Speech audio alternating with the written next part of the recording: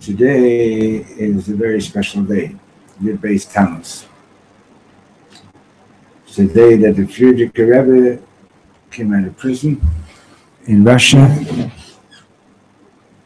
They nearly killed him, threw him downstairs. They basically paralyzed him. He suffered tremendously. His Mesiras Nefesh, we're talking about Reb Yitzchak. Did you meet him, Michal? No. He suffered tremendously. His Mesiras Nefesh for the Jewish people, was awesome. And the Lubavitcher Rebbe, the last Rebbe, always spoke about him as being the Nasi Hador, the prince of the generation, the leader of the Jewish people. And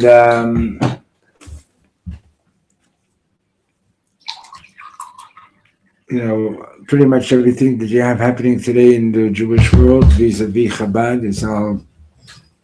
was all his vision. And as a matter of fact, when he was nifter,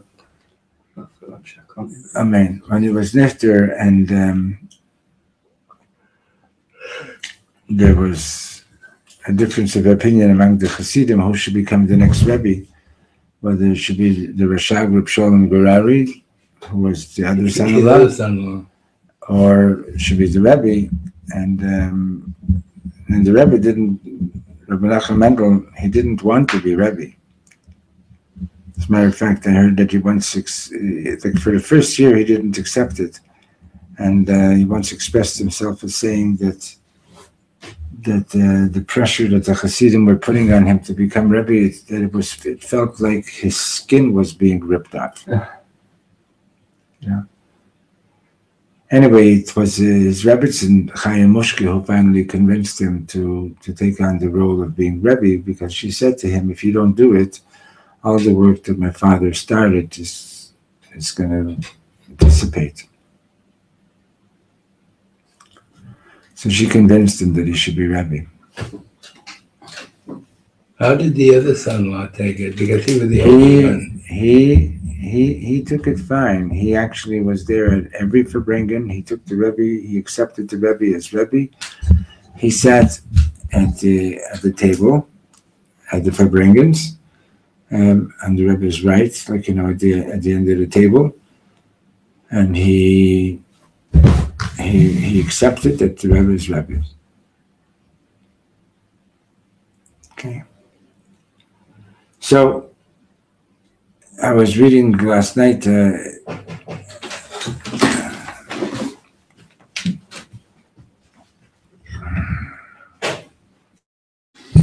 We will sing the Nigan first.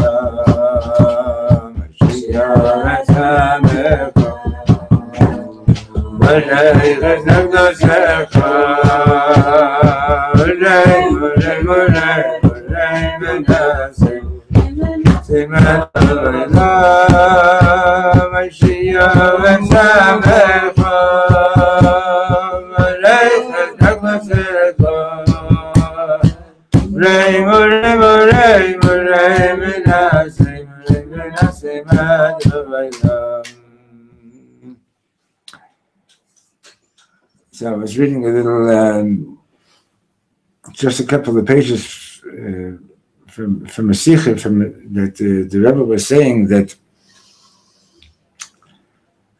during this, in addition to the miraculous redemption of the Rebbe, which was a great miracle, mamish, there were other miracles that were not noticed at the time. And one of them was that back in communist Russia, the expression he uses is that they were watching over not only the Frierdiker Rebbe, they were watching over anybody that was connected with him as well. And the expression is with 7 eyes. In other words, just being associated with the Rebbe meant that you could be in big trouble. And many Hasidim did. They would lose their jobs, they would get sent to Siberia. In fact, in 1922, the Frierdiker Rebbe called in 10 Hasidim, and he had them take an oath that they were ready to devote themselves to the cause, no matter what would happen to them or to their families, and because they pretty much had to operate completely underground, and the KGB was after them all the time. The brother of the Chassid who taught me Aleph Beis, Rav Choni Morozov, he was in charge of the whole underground education system, so that Jewish children should still have Jewish education. And he was literally on the run. He couldn't stay in one place more than one night at a time because he was constantly on the run from the KGB. And Reb Naftali Citron's wife, well, they're not married anymore, but his wife told me, she's a Pinson, and she told me that her great-grandfather was shot by the KGB because one night Choni Morozov came to their house, and he asked him if I could stay over, and he said yes. And 10 minutes later, the KGB showed up, and they said to her great-grandfather, to Rav Pinson, they said, are you Choni Morozov? So he wanted to cover for his friend, right? So he said yes. And they didn't ask any further questions. They shot him on the spot. Wow. This is what was going on. People have no idea. People think that today is, do a mitzvah, do a little bit of this, a little bit of that. It's oh wow, I'm, so holy, so much serious nefesh. These people, their lives were on the line all the time, and also of their families. So the Rebbe says that among the miracles that took place at that time was that despite the fact that it was dangerous to even be associated with the Rebbe, they were watching anybody that walked into his house, anybody that mentioned his name, and so on and so on. So when the Rebbe got arrested, so the Hasidim, tens of Hasidim, started doing everything that they possibly could to have him released. They went to government officials, etc., and wrote and wrote letters to politicians in other countries, and signed their names, no fear.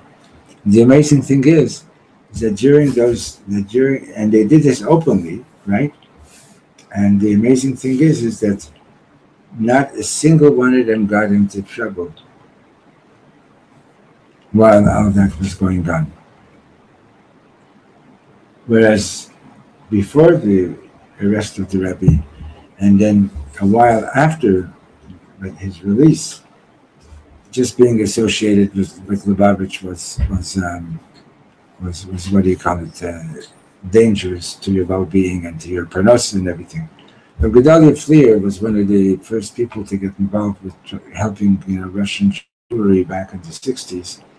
And he told me that one of the families he used to visit was a Lubavitcher family, that one day the KGB came into their apartment. They lived in an apartment building, and they came into the apartment, and this was like the 6th floor or whatever it is, and he took the father of the family and he threw him out the window in front of his family.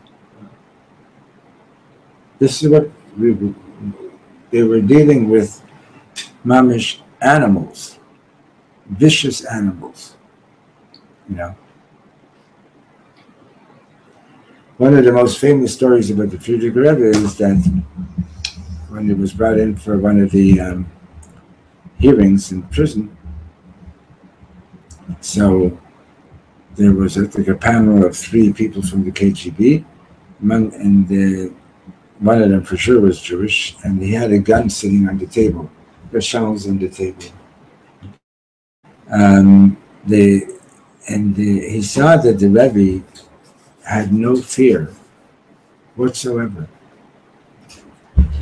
And he said to him, he said, Rebbe, you know, I could pick up this gun and shoot you and nobody will ask me any questions. How is it that you're not afraid? And it's good to remember this answer. He said, someone who has many gods and only one world to live in is afraid of that toy. But someone who has one God and 2 worlds to live in isn't afraid of that toy.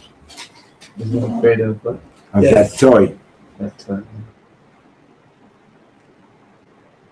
And Reb Nachman speaks about, I mean, everybody speaks about that. Reb Nachman's in a different teaching that the guys at the Yeshiva learned this week. He says that emunah is the ground for our prayers. What does that mean? He gives an example, like if you put a seed, you want to grow some wheat, you put a kernel of wheat into the ground, right? If the soil that you put it into is rich, it'll sprout, it'll grow, it'll be strong, it'll be protected from environmental bugs and so on, and winds, and it'll give you it'll give you nice wheat. But if you put the kernel of wheat into a soil that's being depleted, it's not going to do much. So faith, emunah, is the soil for our prayers. If you're davening with faith that Hashem is listening to you, and that Hashem is there wanting to hear you, then your tefillos will bear fruit. And he says, you won't be afraid of anything or anybody. You know, the Breslover Hasidim also were a very, very persecuted group for many, many years, believe it or not. There's a book that was written by Reb Nosson, it's called Through Fire and Water. I didn't read it, but Julie told me that it's an astounding book, and you wouldn't believe what kind of persecution. There was even one Hasidic group that their Rebbe said that you can go and you're allowed to beat up Breslover Hasidim, get them out of town. Who said that?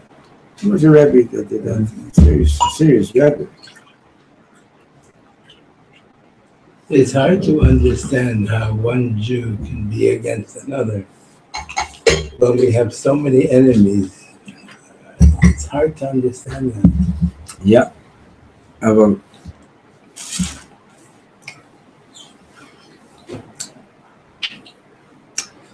okay, so that was, that was one thing that I wanted to share with you. So in other words, that, so all these Yidden who were involved in trying to save the Rebbe, even while he was in prison,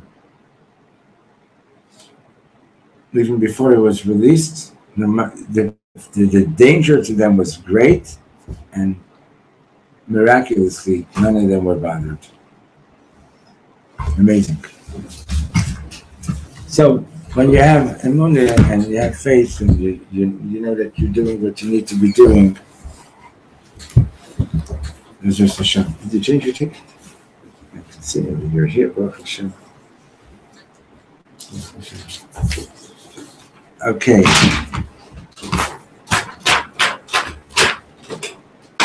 Holland. Okay, what page are we on? Yeah.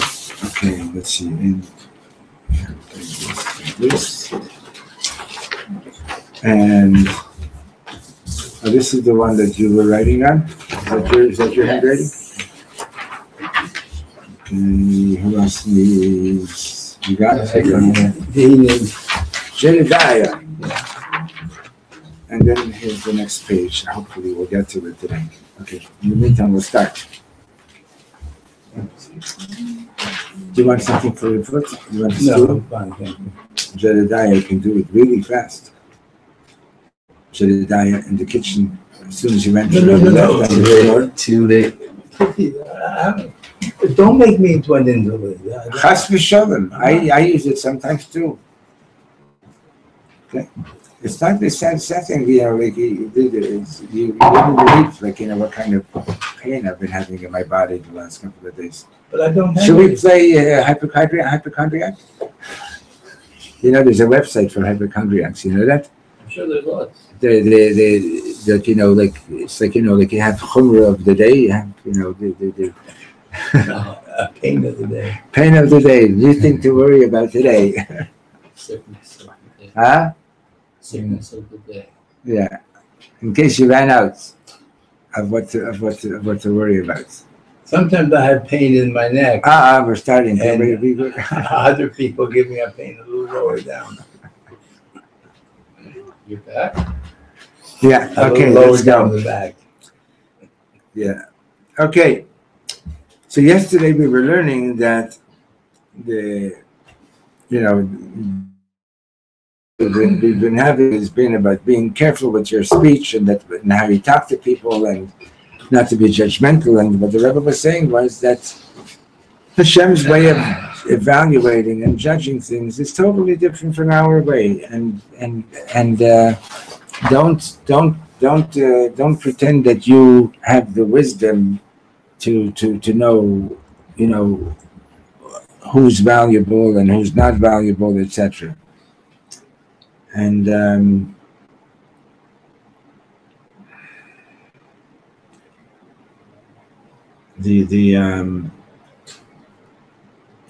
this week's parsha, in tomorrow's portion in Shishi, we have that famous verse, "Matoivu elecho Yaakov, mishkanesecha Yisrael." Right? Can you tell us Hashem, please? How wonderful are your tents, Yaakov, your dwelling place is Yisrael. So Rashi says, thank you. Rashi says, what impressed Bilam so much that he said, wow, Matoivu elecho Yaakov, right? So Rashi says that he saw that the entrance of one tent didn't face the entrance of another tent, right? Which, when you went to school, was explained to you that that's a matter of tznius, right? That you don't, like what's happening in your house, it's, don't look into somebody else's house. It's private, which is a very, very, tznius is a very, very big thing. And, you see the mess that everybody, that the world is in today as a result of, when the Torah is as a result of a lack of tznius. The fact is that eyes were given to us not just to see superficially, but also to see deeply. But when we look in things that are not modest, it damages our inner vision. Anyway, so so tznius is very important. So he saw that the Jews were being modest and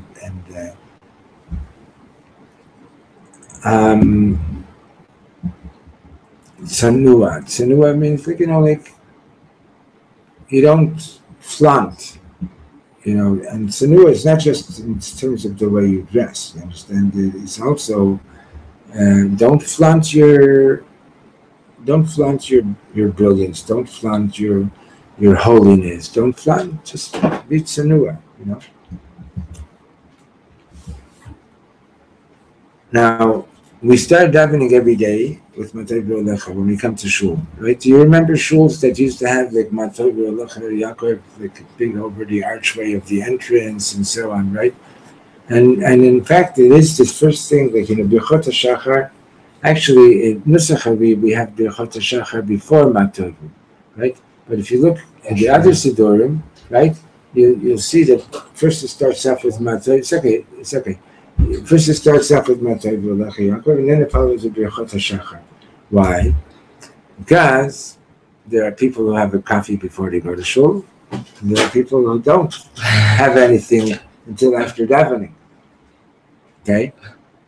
So if you're not having anything before davening, which is what it says in Shulchan Aruch, so what do? You get up, you wash your hands, you do Negel Wasser, and you get dressed, you go to the bathroom, and then you go right away to shul, and you start off Matayvu Lecha Yaakov, and then and Birchot HaShachar follows Matayvu Lecha Yaakov.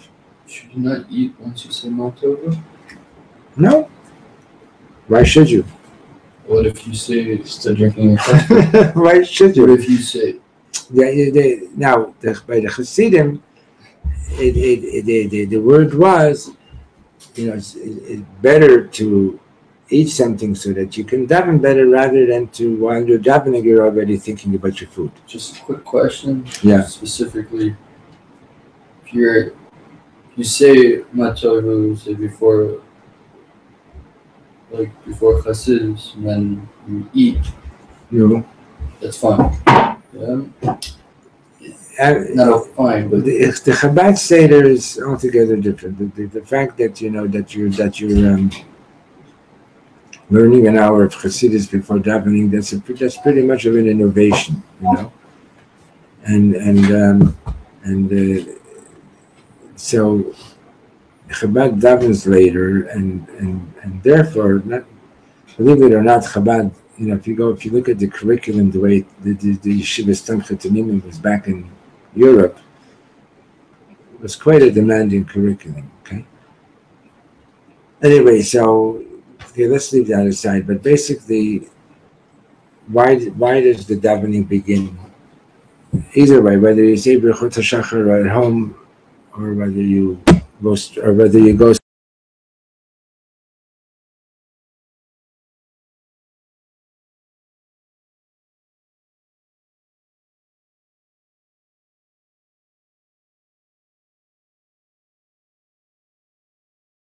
Okay, just now started blinking. Thank you. So why? Because the Gemara says that Bilam, his intention was to curse us, right? And he wanted to curse all the places that Jews get together to pray and to learn. But Hashem didn't allow him to do that. And instead, he ended up saying, Yaakov, how wonderful are your tents, your dwelling places, people of Israel. Now, it's interesting that it's brought over here in the Chabad Siddur, it says, before Matayvu, it says, Nachon lomar kodem hatfilah. It's appropriate to say, it's proper to say before beginning davening, Hareini mekabel olai mitzvah saseh shel v'ahavta l'reyacha kamocha. I accept upon myself the mitzvah of love your fellow like yourself.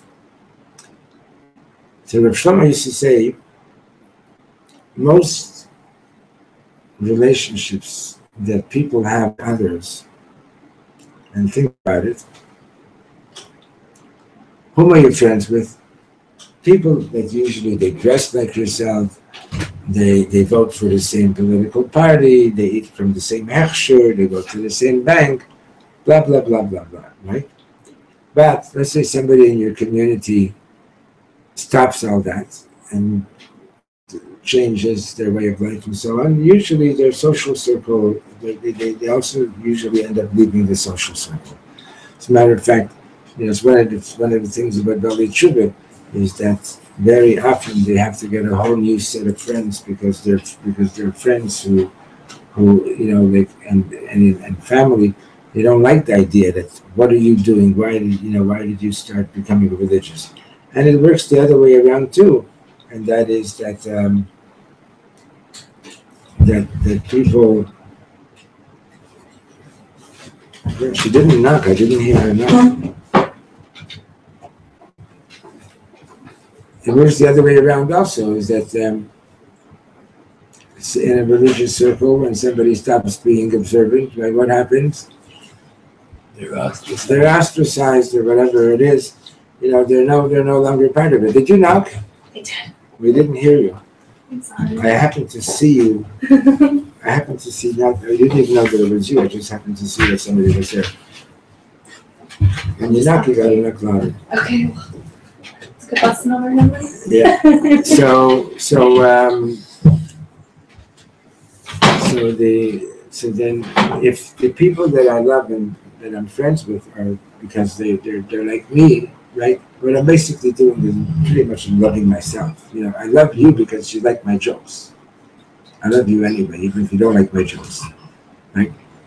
I love you because you're going to vote for me, right? I love you because you agree with my way of life, and thereby you're affirming that I'm right, so to speak, right? But the after the Kamecho is, Reb Shlomo once said, it's the person who's next to you right now. You know, whether they're like you, whether they're not like you, and so on, right? So, going back to that Rashi says that he saw that Bilam saw that the entrances of one tent didn't face the entrance of another tent. The idea is that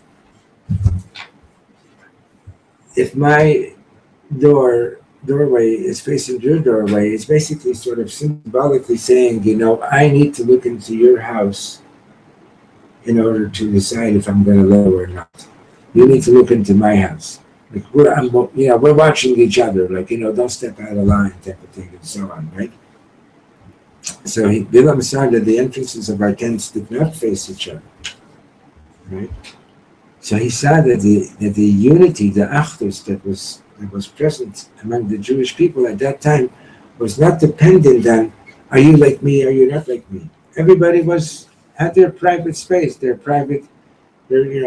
was being respected, and still we loved each other. That's so what is so at the beginning of davening,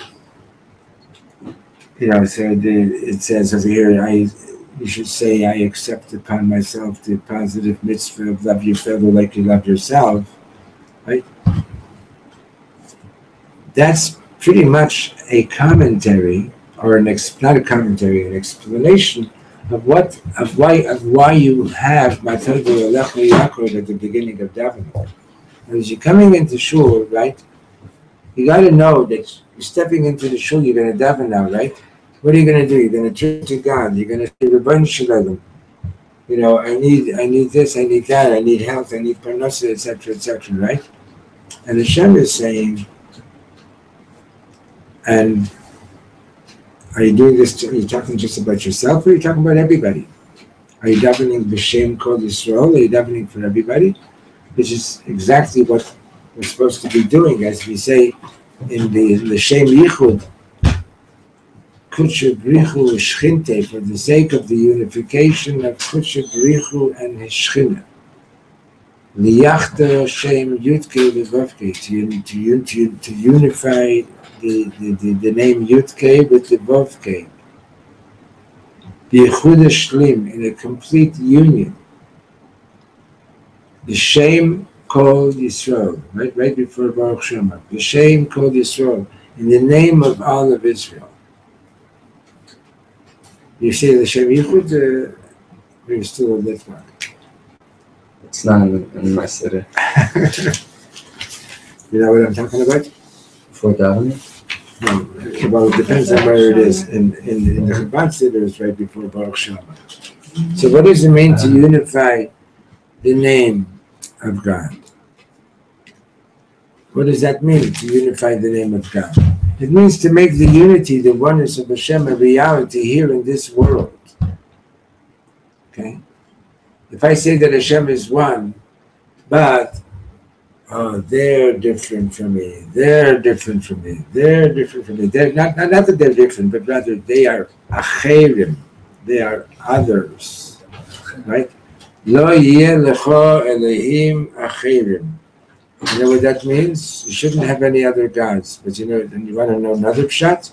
Lo yeh lecho Elohim Acherim, don't worship the God of Acherim. Don't worship the God of saying, you're outside my camp. You're outside my camp. You're outside my camp. What's the phrase? Where you? The second of the Ten Commandments. Forums here? The Shem Yichud. Yeah, They say it all the time. Baruch Hashem. The reason we don't say it all the time is because the Rebbe spoke about it in the Sikha. Is because most people don't really understand what the Shem Yichud means. So we just say it one time, and we say it with the idea that I'm saying this with the kavanah of what was intended by those who put it in. Even though, because,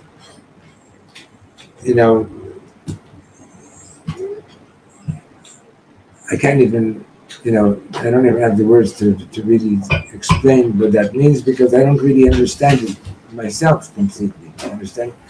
But the yachter, to be miyachid, kudsha b'richu shchinte.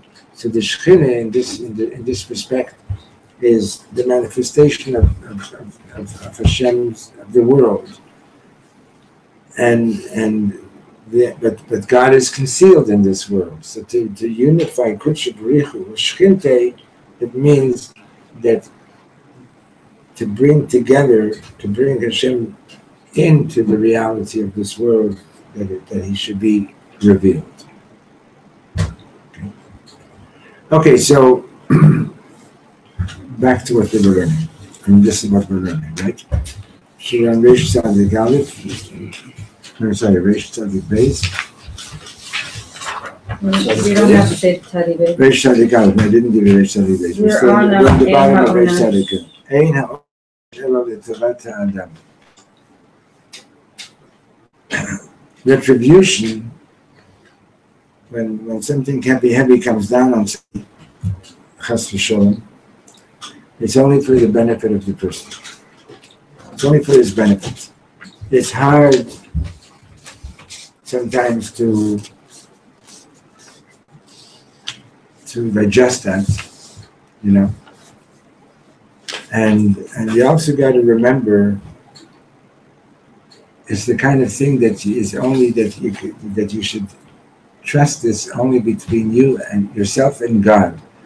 And when you see somebody else suffering, don't be so holy and go and tell them, oh, it's all for the good. Whatever we could do to help that person, we need to do. And then each individual needs to believe that whatever they're going through is all for the good.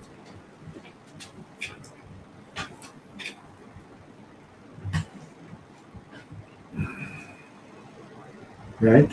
Okay. Hefech kvodo shel HaKadosh Baruch Hu. The opposite of Hashem's glory. Tiyuro shel HaKadosh Baruch Hu, k'mi sheyoshev ומחשב חשבון העוונות וממתין עד שתתמלא הסעה, רחמנא ליצלן. The description of God as somebody who is sitting there and calculating all our sins and waiting till we reach the boiling point, so to speak, until the cup is about to run over. And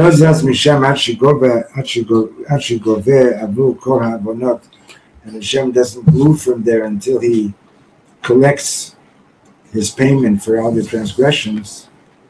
And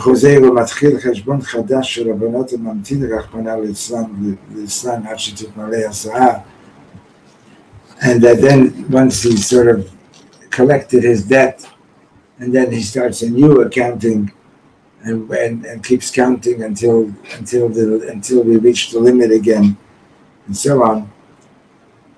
Hashem should have compassion on us. Hu hefech hakavod klapei ma'ala. That is the opposite of honoring Hashem. Kivan שזהו כמשל מלך אכזרי שמחכה ורוצה להיפרע. Speaking about God in that way, it's total disrespect to God, because what you're doing is you're portraying God as some kind of a cruel king who's just waiting for the moment when he can deliver all the retribution.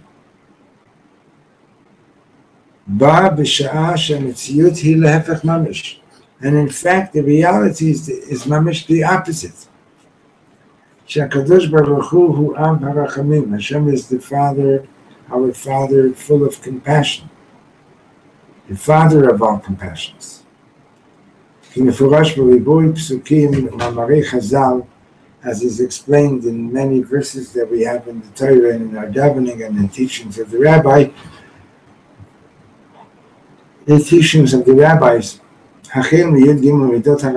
starting with the 13 attributes of compassion, Hashem,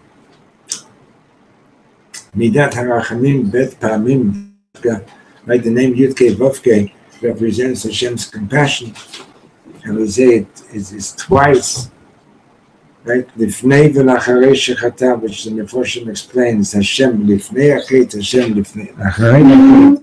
Hashem is compassionate with us before the transgression. Hashem is compassionate with us after the transgression. Keil, Avzom Midat Rachamim is the first of the 13 attributes. Rachum, V'chanun, Erech, Apayim, is the compassionate one, the gracious one, the one who's slow to anger. V'rav Chesed, and full of kindness. Nosei Avon V'fesha V'chata'ah, he carries our sins and our transgressions. Right? Ikar hitaskuto shel HaKadosh Baruch Hu, Hashem's main involvement with us is lo b'cheshbon. I'm giving. He lo b'cheshbon ha'avonot ela lahosif u'leharbot. It's not that Hashem is sitting there and calculating, okay, how many sins did you do today? But rather, but Hashem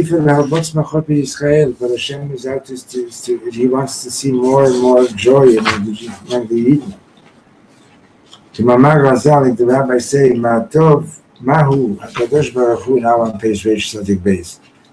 Oseh me'ota sha'a, v'acharei sheshet yemei b'reshit. The Gemara says, what is Hashem doing after he created the world? What's he doing since then?Vad achshav, yoshev u'mezavek zivugim. He's bringing people together. He's bringing soulmates together, making shidduchim. There might sit in the Gemara like that.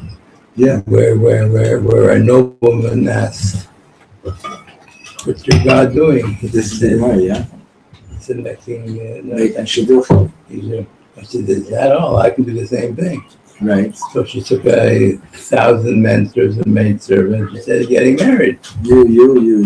Yeah. And the following day, this one had a black eye. This one had broken arms. Right. She it's not always easy. It's not so easy, right? So Hashem is making shidduchim. She taisiv smachot chatan v'kala, so that there should be more and more weddings to celebrate. Kolel hatachlit ibhu, including the purpose of it all is to be fruitful and multiply. Hasimcha deleidat banim ubanot, right? Hashem is wanting everybody to have the joy of having boys and girls, boys and girls. Hakshura and simchat hagula, and all this is connected with the joy of the ultimate redemption. Shaz Yu Anisuin, the Kadosh Baruch Hu b'Knesset Israel. That's when we're going to have the big marriage of Hashem and the community of the souls of Israel. Moshe Katuv b'Birkat Nisuin, like we say in the Sheva Brachos. Meira Hashem Elokeinu Yishama b'Arei Yehuda b'Chutzot Yerushalayim Kol Sason v'Kol Simcha Kol Chatan v'Kol Kala. Right. You know the nigun. Meira meira Hashem Elokeinu. Meira meira Hashem Elokeinu. Ay Yishama B'Yarei Yehuda. Perpetuates Yerushalayim.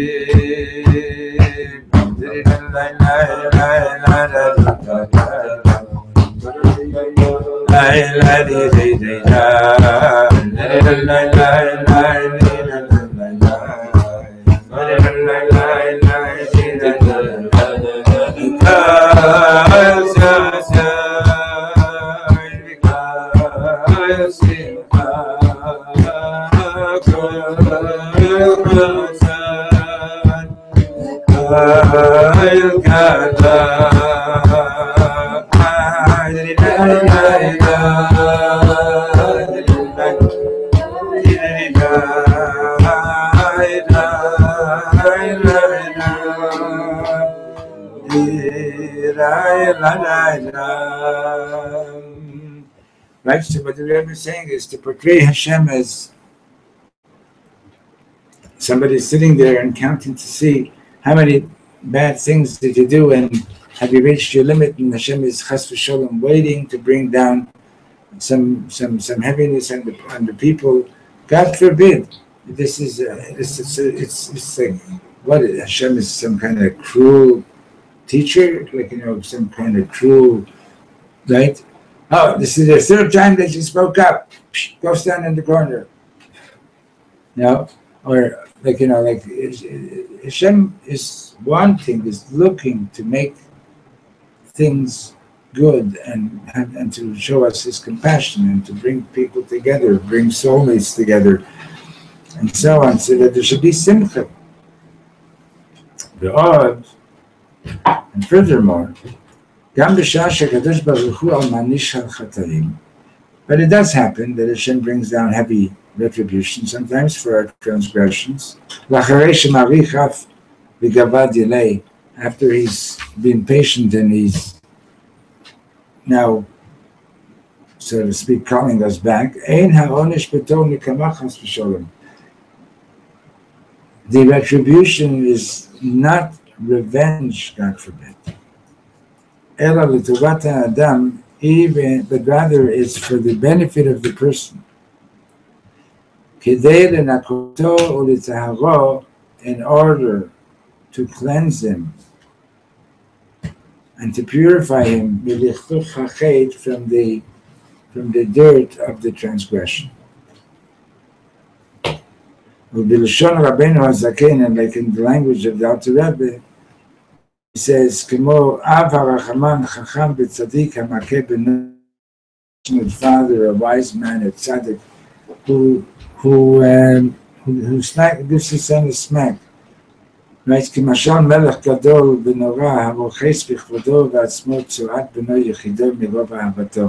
Like a king, for example, a great king who bathes his son, with all his glory and with all his being, he comes and he cleans his child off the dirt because he loves him so much. Right? So the whole idea of retribution is basically it's a matter of cleansing. I remember once I was a little kid, somebody was learning with me, and the parable was, so let's say I get a little bit of dust on my shirt, so it's enough that I just flick it, right, and it's off, right? But if the stain is a little bit deeper, so I have to rub it a bit more vigorously, right? If it's a deeper stain, I have to already throw it into a machine, start really scrubbing it and using some soap and so on, right? So this piece of cloth is like, for example, like just in the parable, it's like my neshama. A little transgression is like you can just do it. I'm sorry, and it's off, right? If it's deeper, if it's been there longer, it takes more effort, more cleansing to clean it up. But the cleaning it up is for the purpose of making it clean, right? So sometimes it takes, like, it takes a lot. So Hashem is Avar Achamim. So why don't you ask a question? You guys should ask questions. Okay? It says in the Torah, Keil Kano, God is a jealous God. What does that mean? We just said that God is compassionate, right? What does it mean that Hashem is a jealous God? So it doesn't mean that Hashem is jealous like a human being is jealous. It means it's just the Torah speaks in the language of man. And what it means is that Hashem cares about our relationship with Him, and He's jealous about it. He guards it jealously. In other words, it means so much to Him that just like, for example, when somebody who experiences jealousy very intensely, which I don't imagine any of you talking about other people. Other people, right? But maybe when you were a child, if you remember, jealousy is like mamish, like whoa, right? It's one of the things. It's the Mishnah. It's that there's three things that take a person out of the world: kina, taiba, and gavud, right? Last week. Yeah. And kina, jealousy is like it's like fire. Okay, it's like so Hashem acts jealously. He acts like when you're going to find your soulmates and so on, and you're going to act jealously. It doesn't mean that. It means that. What it means is that you value your relationship so much that you don't want anything to, God forbid, interfere in this relationship. Right? That's what it means to act jealously. It's not that Hashem is jealous of somebody else. Hashem is not a human being that He needs, that He needs my attention all the time, and if I don't give it to Him, He's jealous. He wants your attention all the time, because He's giving you attention all the time. He wants the relationship. He cares about the relationship. It's important. It's important. It's vital and important to him all the time. So He acts jealously, and when He gives me a smack, it's basically a little bit of a wake-up call, like, hey, kiddo, where are you? Okay. So Hashem is not, chas v'sholem, some kind of cruel ogre, but rather Hashem loves us all the time. He's been compassionate, and even that smack is also compassion. Some people get huge smacks and violent ones and so on. Don't judge. We don't know what Hashem's cheshbon is. I need to trust that it's all for the good, for myself. For somebody else, what do you learn from Avraham Avinu? Avraham Avinu could have easily said, when Hashem said to him, He's going to destroy Sodom and Gomorrah, Avraham Avinu could have said, God, I understand you. Like, for example, Noach, we don't find Noach protesting, right? Right? Sometimes you see a parent get so mad at their kid and they say terrible things, and they're, and you're watching and you're saying, wow, this kid really did make a lot of trouble and he deserves it, blah, blah, blah, blah, right?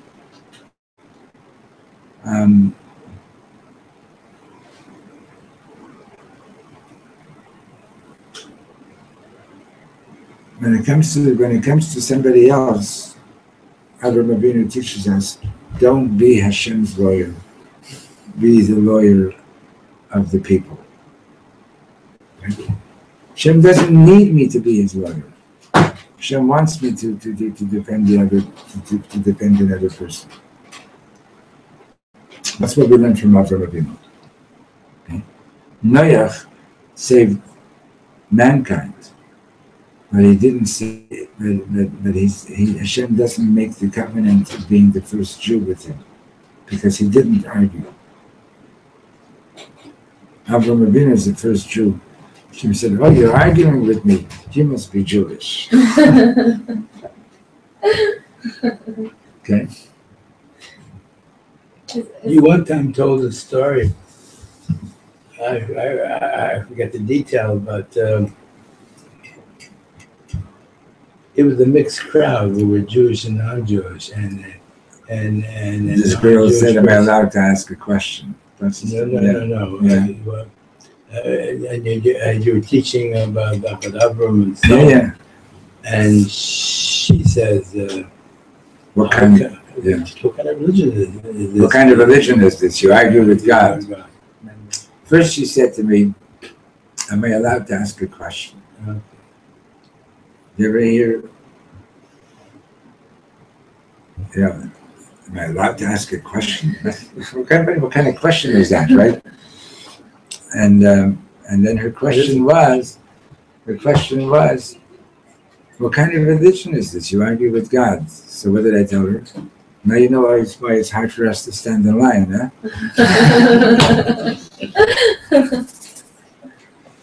It's here? Huh? Here? Yeah. Anyway, so the Yeteramiza, let's finish this this last paragraph here. And more than that,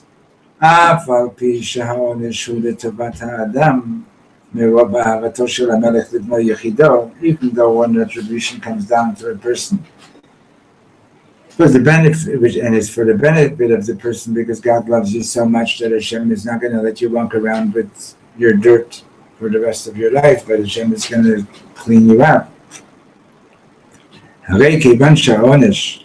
Since the retribution,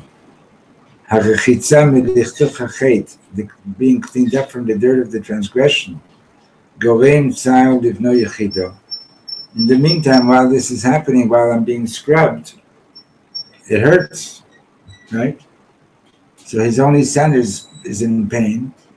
So you need to know that Mista'er HaKadosh Baruch Hu al zeh, and so Hashem is also feeling pain.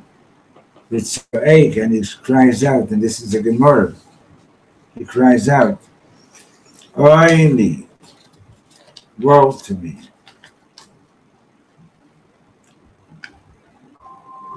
Bisman Shadam Mitzta'eh, when a person is in pain,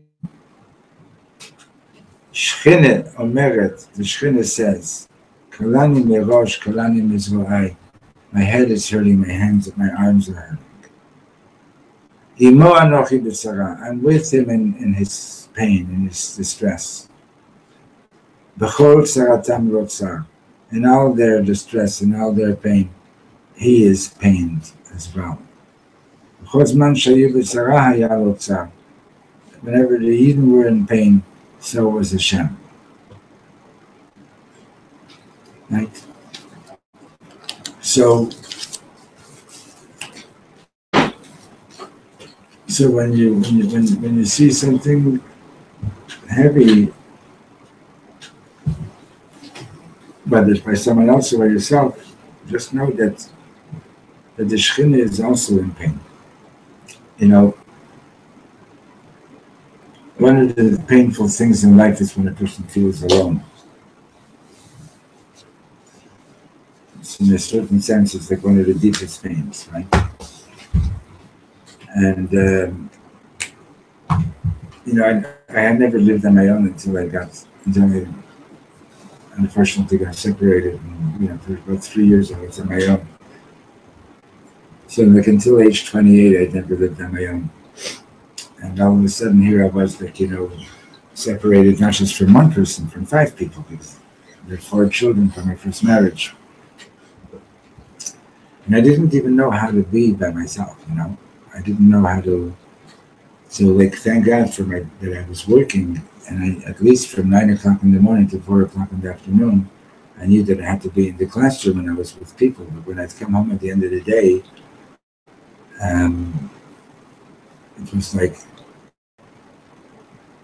it was like really, really painful to be alone, you know. And especially at the end of June, when the school year was over, it was like I didn't know what to do with myself.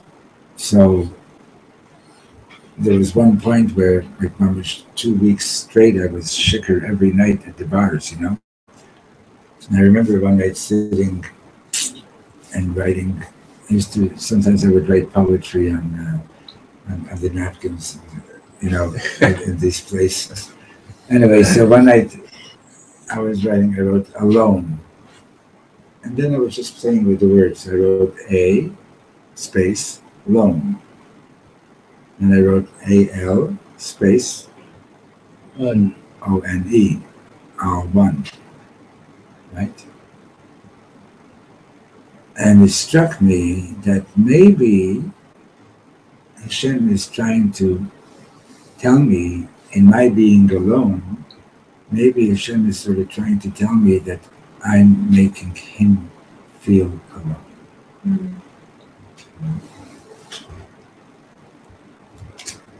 And that really struck me, Am I, whenever, and I think it could be a very worthwhile, useful thing to think about whenever you're feeling alone. Am I making Hashem feel alone right now? Am I turning my back on him? And is that why I'm feeling alone? Because I'm doing that to him? Right? Because Hashem really is there all the time for us. He is the Abba Rachamim. Right?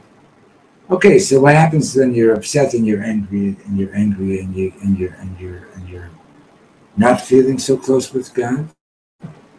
So Reb Nachman says, in your Hezbollah, say, Rebbeinu Shalom, I'm feeling alone, and I don't like it, and you're hiding from me, and somebody's at the door, and yeah, sorry, go ahead. I have a meeting coming up now. So I don't like it, but don't turn your back on Hashem. Just say, "This is what's going on. This is how I'm feeling." Noach, come on in. Okay. So Zehu, good Shabbos, and we're having Shabbos Shudas and Hashem. Everybody's welcome.